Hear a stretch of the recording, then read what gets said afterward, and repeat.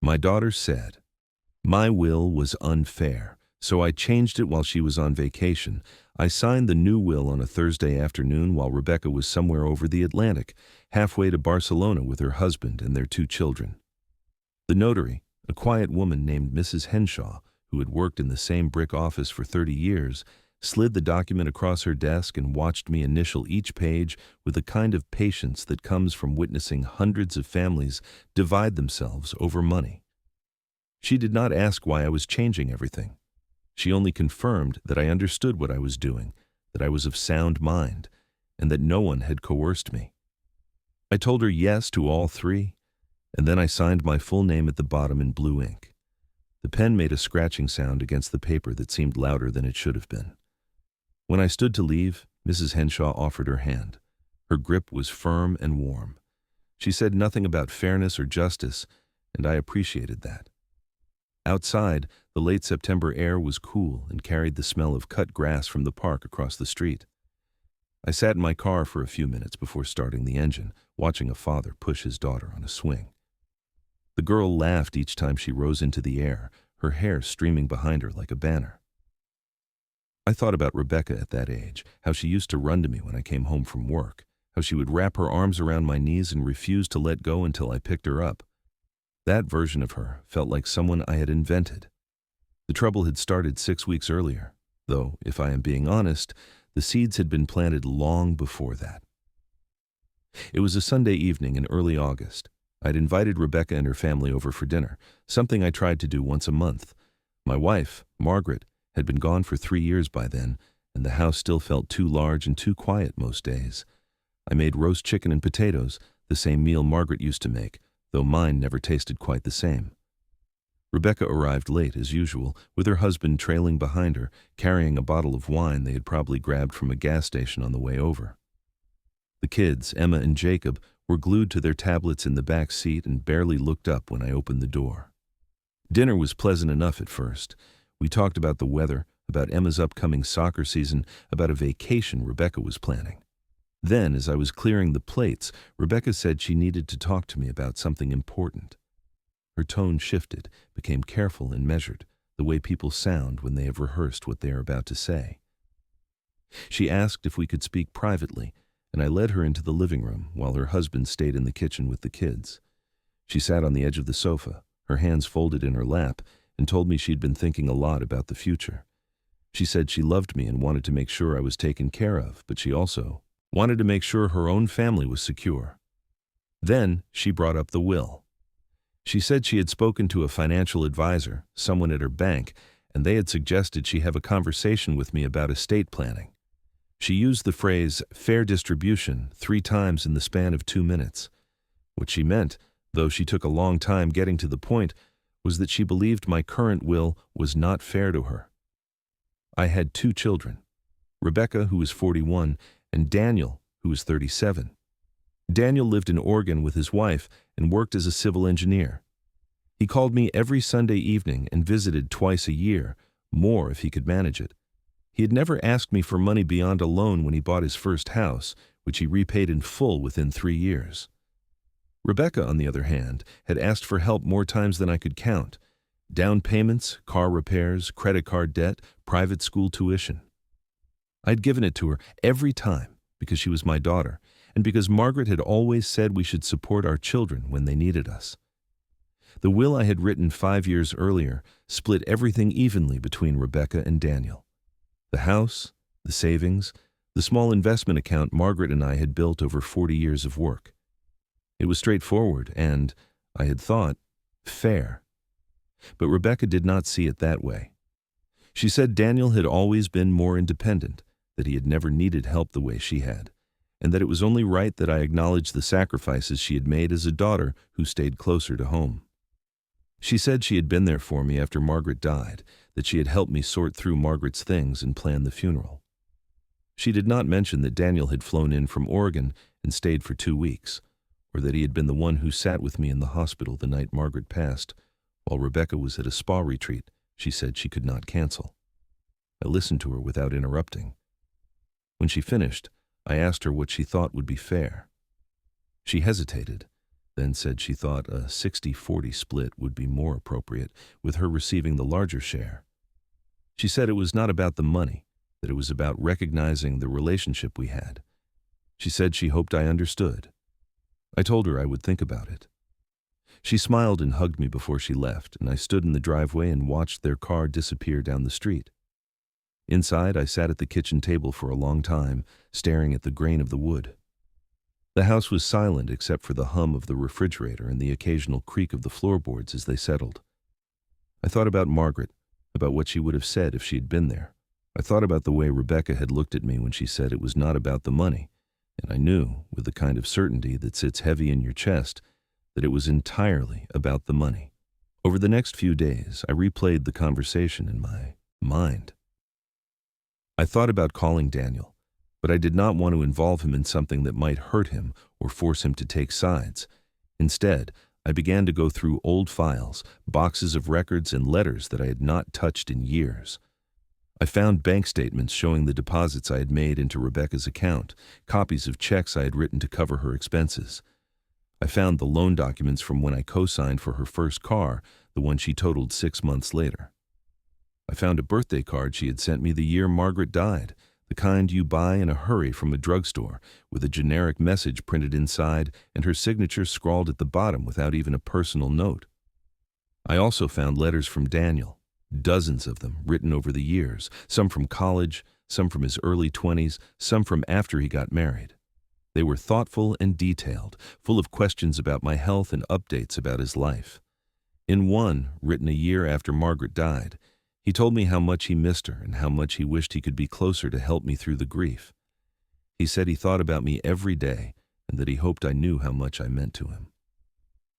I sat in my office with that letter in my hands and felt something inside me shift, like a lock turning. Rebecca called me twice that week to check in, which was unusual. She asked how I was feeling, if I needed anything, if I had thought more about what we had discussed. I told her I was still considering it, which was true. She said she understood, and that she did not want to pressure me, though her tone suggested otherwise. The second time she called, she mentioned that she and her family were planning a 2-week trip to Europe in late September. She said it would be good for the kids, that they needed a break from school and routine. She did not ask if I would be all right on my own while they were gone. She assumed I would be. After she hung up, I sat in my chair and thought about what I wanted my legacy to be. Not the money, not the house, but the lesson I would leave behind. I thought about the values Margaret and I had tried to instill in our children: gratitude, humility, the understanding that love is not transactional. Rebecca had forgotten those things, or maybe she had never truly learned them. And I realized that giving her more, simply because she asked for it, would not help her. It would only confirm that entitlement could be rewarded, that the loudest voice could drown out fairness. I made an appointment with Mrs. Henshaw for the Thursday after Rebecca left for Barcelona. I did not tell anyone what I was planning. I spent the days before the appointment drafting a letter, writing and rewriting it until the words felt right. It was not an angry letter. Anger is loud and temporary, and I wanted something that would last. I wanted Rebecca to understand, not just what I had decided, but why. The new will was simple. I left the house and the majority of my savings to Daniel. I left Rebecca a smaller sum, enough to cover a year of expenses if she managed it carefully, but not enough to sustain the lifestyle she had grown accustomed to. And I left her the letter. Mrs. Henshaw placed it in a sealed envelope and attached it to the will with instructions that it was to be opened only after my death, along with the rest of the documents. I told her I wanted Rebecca to read it alone, without Daniel or anyone else present. Mrs. Henshaw nodded and made a note in her file.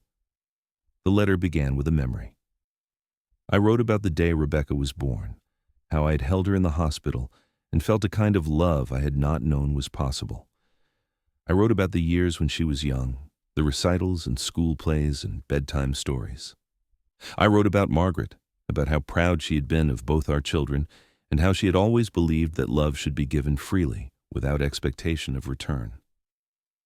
Then I wrote about the conversation we had in August, about the request for a larger share.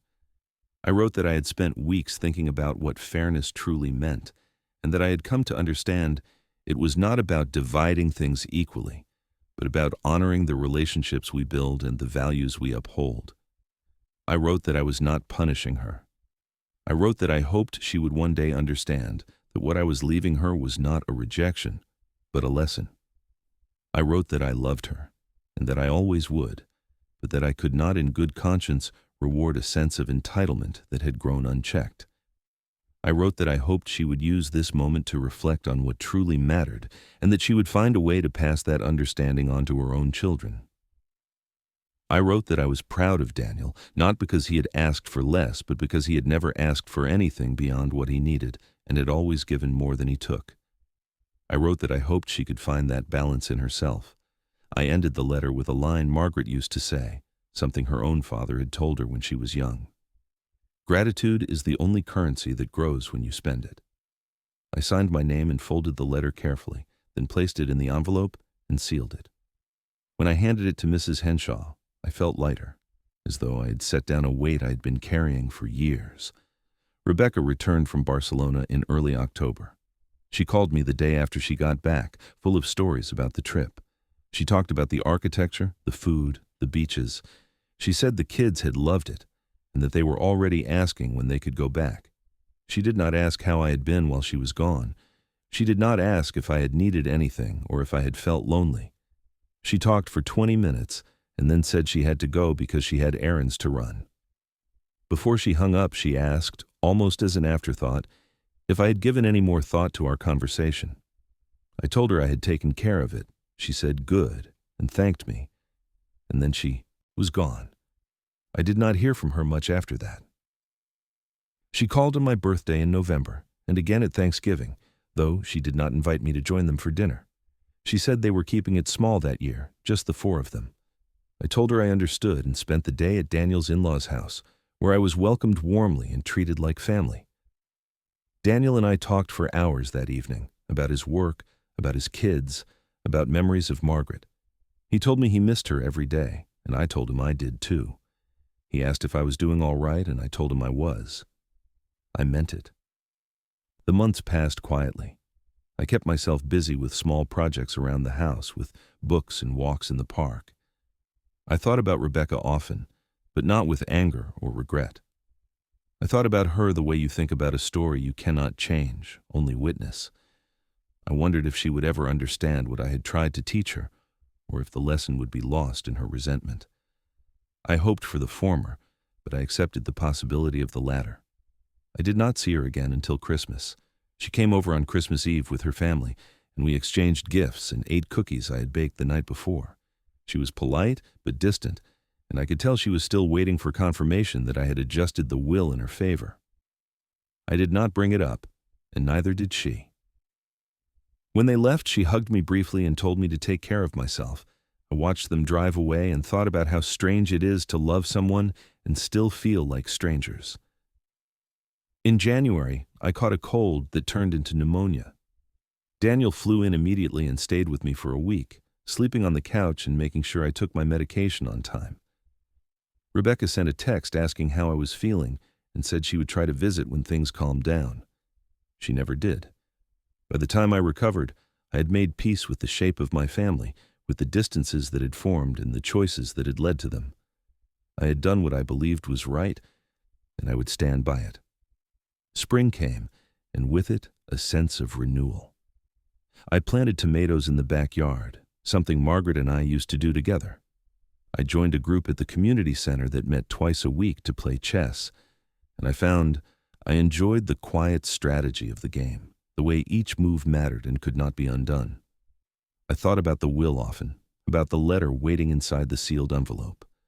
I thought about Rebecca reading it someday, sitting alone in a lawyer's office, and I hoped she would hear my voice in the words and understand that everything I had done came from love. One afternoon in late April, I received a call from a number I did not recognize. It was a woman from a law firm in the city, someone Rebecca had hired to review estate documents. She was polite but direct. She explained that Rebecca had questions about my estate plan and wanted to ensure that everything was in order. She did not ask me to change anything. but the implication was clear. Rebecca had not waited for me to die. She was already preparing, already positioning herself.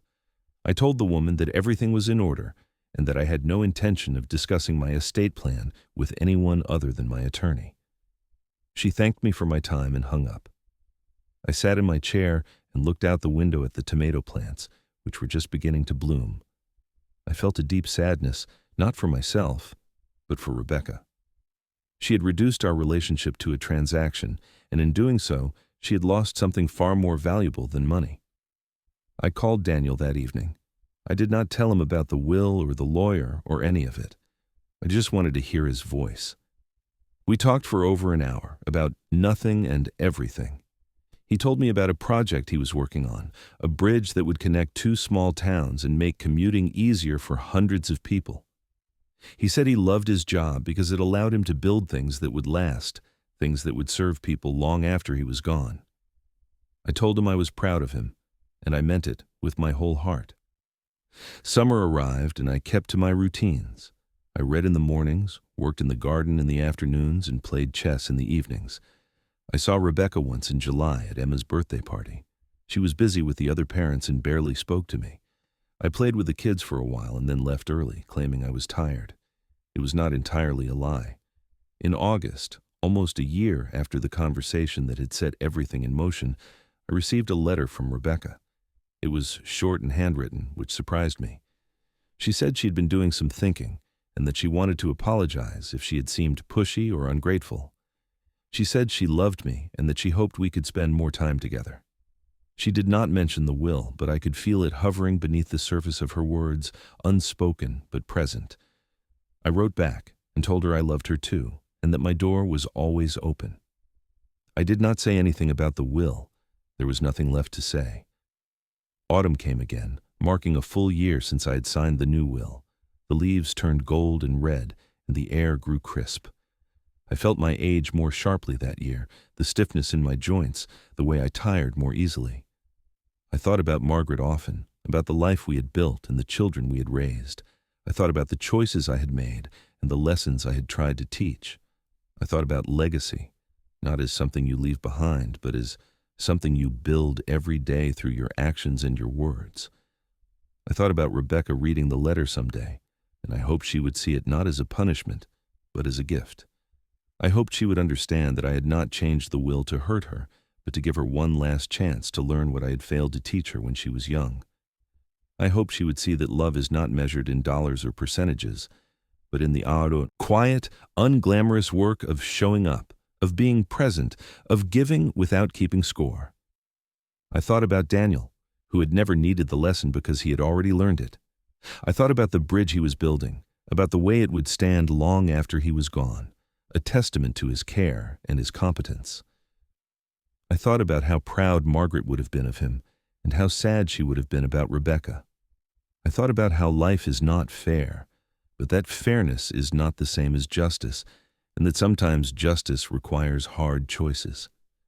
I thought about the notary, Mrs. Henshaw, and the way she had watched me sign the papers with quiet understanding. I thought about the letter, sealed and waiting, and the words I had chosen so carefully. I thought about the years I had left, however many they might be, and how I would spend them. I thought about the tomatoes in the garden, the chess games, the phone calls with Daniel. I thought about the simple, steady rhythms of a life well lived. And I thought about the moment, someday in the future, when Rebecca would sit in a lawyer's office and open that envelope. I thought about her hands unfolding the pages, her eyes scanning the lines, her heart registering the weight of what I had written. I thought about whether she would cry or rage or simply sit in silence. I thought about whether she would call Daniel or come to my grave or carry the letter with her for the rest of her life. I thought about all of this, and I felt at peace. I had done what I believed was right. I had acted with clarity and without cruelty. I had given Rebecca the truth, and I had given Daniel the recognition he deserved. I had honored Margaret's memory and the values we had shared. I had built a legacy not of wealth, but of integrity. The sun was setting as I sat in my chair, the light turning the room amber and soft. I thought about the girl on the swing, the one I had seen the day I signed the will, and I thought about how high she had flown, how fearless she had been. I thought about Rebecca at that age, about the way she used to laugh, about the way she used to look at me like I could do anything. I thought about how much I had loved her then, and how much I loved her still, even now, even after everything. I thought about the letter and the line I had ended it with. Gratitude is the only currency that grows when you spend it. I thought about how true that was, and how hard it was to teach. I thought about how some lessons can only be learned through loss, and how painful that is for everyone involved. I thought about how much I wished things had been different, and how much I accepted that they were not. And then I thought about tomorrow, and the day after that, and all the days I had left. I thought about the garden, the chess games, the phone calls. I thought about the quiet, steady work of living well, of leaving behind something worth remembering. I thought about the bridge Daniel was building, and the letter Rebecca would one day read, and the life Margaret and I had shared. I thought about all of it, and I let it settle over me like a blanket, warm and familiar and right. I had changed the will while she was on vacation, not out of spite, but out of love. I had given her the truth, even though it was hard. I had built a legacy that would outlast me, not in money, but in meaning. And I had done it with a clear conscience and a steady hand. That, in the end, was enough.